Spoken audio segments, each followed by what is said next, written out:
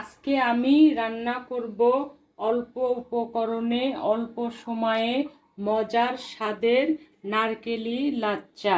এ লাচ্চা জিহ্বায় লেগে থাকার মতো। আপনারা অবশ্যই এ লাচ্চা তৈরি করবেন। তৈরি করে খেয়ে আমাকে জানাবেন কেমন হয়েছে। চলুন দেখে আসি কিভাবে আমি এই রান্নাটি তৈরি করেছি। এখানে আমার গরুর দুধ 2 কেজি ছিল। তার ভেতরে আমি মেজারমেন্ট কাপের 1 কাপ চিনি দিয়েছি, 2টো তেজপাতা দিয়েছি, 2টো দারচিনি, 2টো সাদা এলাচ দিয়ে আমি 5-6টা বলক দিয়ে নিয়েছি।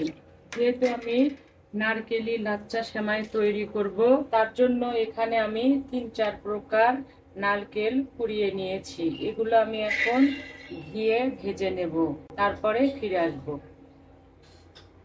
এখন আমি 1 চামচ ঘি দিলাম, 2 চামচ ঘি দিলাম, 1 টেবিল চামচের একটু বেশি আছে নারকেল কুচি দিলাম, 2 টেবিল চামচ নারকেল কোড়া দেব।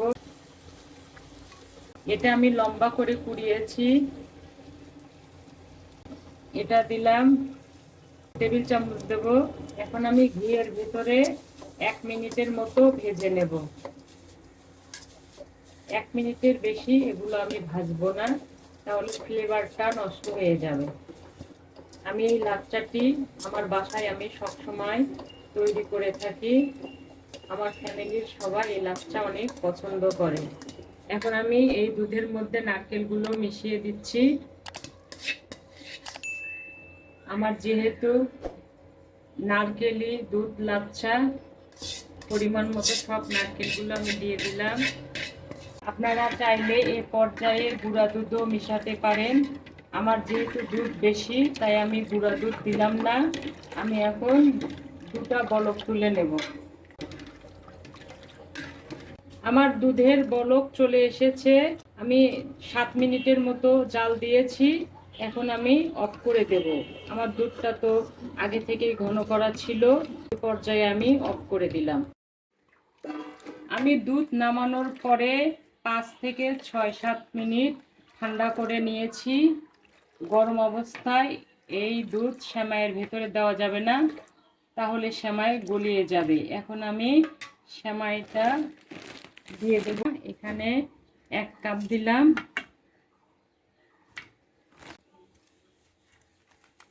2 কাপ দিলাম, 3 কাপ দিলাম। এখন যে কাপ দিয়ে আমি সেমাই দিয়েছি এই কাপ দিয়ে আমি 6 কাপ দুধ দিয়ে দেব। 1 কাপের জন্য 1 কাপ সেমাইয়ের জন্য 2 কাপ দুধ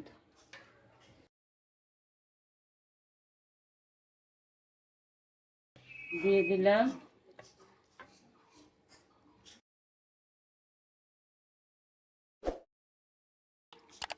দু কাপ দিলাম।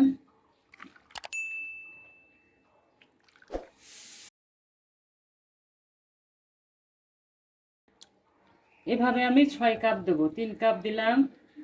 10-12 মিনিট পরে ফিরে এলাম। হয়ে গেল আমাদের দুধ নারকেলি লাচ্চা। দেখুন কত সুন্দর লাগছে। ঘি, নারকেল, সেমাইয়ের কম্বিনেশনে যে একটা কালার ফুটে এসেছে, অপূর্ব লাগছে। অন্যান্য সেমাইয়ের চেয়ে এই দুধ নারকেলি লাচ্চা সেমাই খেতে অনেক মজার হয়ে থাকে। দেখুন আমার লাচ্চা কিন্তু একটুও ভাঙেনি, একটুও গলেনি। আমি একটু উঠিয়ে দেখাচ্ছি কেমন হয়েছে। একদম যেরকম দিয়েছি ঠিক সেরকম, একটুও গলেনি, একটুও ভেঙে যায়নি।